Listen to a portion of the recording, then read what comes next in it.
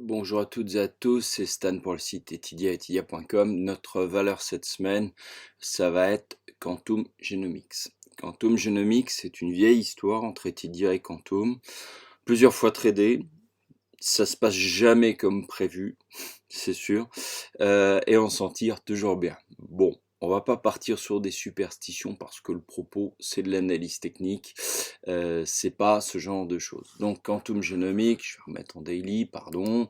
Quantum Genomics, c'est l'histoire d'une biotech qui est spécialisée sur tout ce qui est euh, hypertension artérielle. Donc rien à voir avec les histoires de virus, de machin, de chouette. On est sur de l'hypertension artérielle résistante.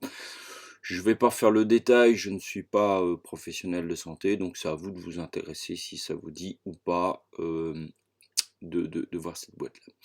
Donc Quantum, comme d'autres biotech, donc je vais pas refaire un match des biotech, etc. C'est une biotech quand même qui est pas mal massacrée, parce que si on regarde sur le long terme, on était sur le point haut à plus de 14 et aujourd'hui on en est à 2, donc divisé par voilà 7. Donc alors tout un tas de choses, une biotech, besoin de fonds qu'on trouve pas, on fait des augmentations de capital, on passe tout ça. D'accord. Moi, ce qui m'intéresse, c'est la valorisation. Moi, je constate que en septembre 2018, d'accord, on a tapé un point bas à, on était 1,65, 2 dans ces eaux-là. On est monté rapidement derrière à plus de 7.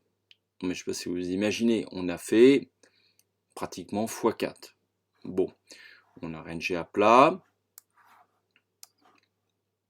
on est redescendu, on a repris un peu, donc tout ça, attention, hein, vous regardez les valeurs en latéral, ça multiplie énormément. Aujourd'hui, où en sommes-nous? Sur le plan de l'entreprise, il y a une augmentation qui n'est pas une augmentation de capital, il y a du BSA. Moi, je pense que c'est pas hyper dilutif autant qu'on le dit.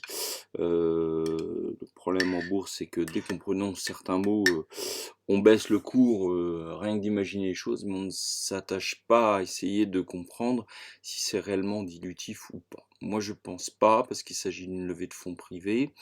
La société continue à avoir de l'argent, je crois qu'ils sont dans leur phase 3, donc fondamentalement, il n'y a pas d'inquiétude particulière.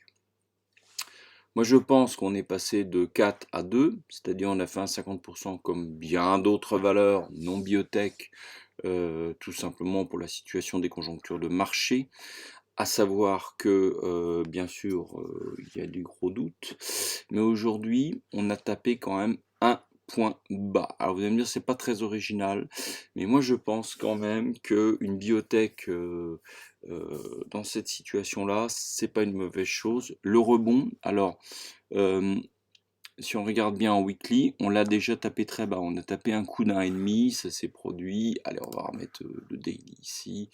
Ça s'est produit récemment. Voilà, ça s'est produit le 16 mars. D'accord. Donc on a tapé le point bas et depuis, quoi qu'on en dise, on reprend. D'accord. On reprend.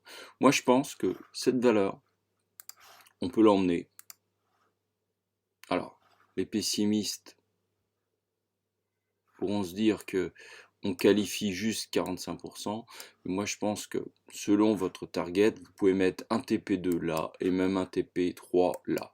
Voire jouer le long terme, on verra, mais c'est pas quelque chose à exclure non plus. Voilà. Eh bien, c'était Stan pour le site Etydia et etydia.com.